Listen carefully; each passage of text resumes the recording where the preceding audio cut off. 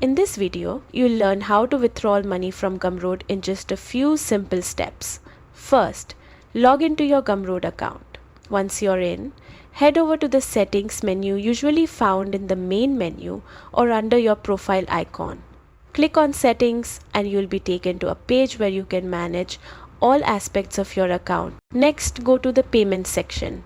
This is where you'll set up or confirm how you want to withdraw your funds. You have two main options, a bank account or PayPal. Both work well, so choose the one that suits you best. If you're withdrawing to a bank account, make sure all your details are entered accurately. Double check everything to avoid any issues. If you prefer PayPal, ensure your PayPal account is linked and confirm that the email address matches your PayPal login. This helps prevent delays or errors with your funds. Once your payment method is set, review all the information to make sure everything is correct.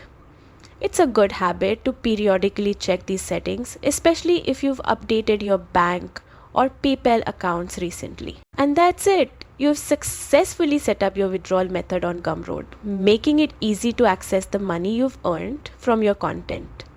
Keep your financial information secure and monitor your transactions for peace of mind. Thanks for watching and happy selling on Gumroad.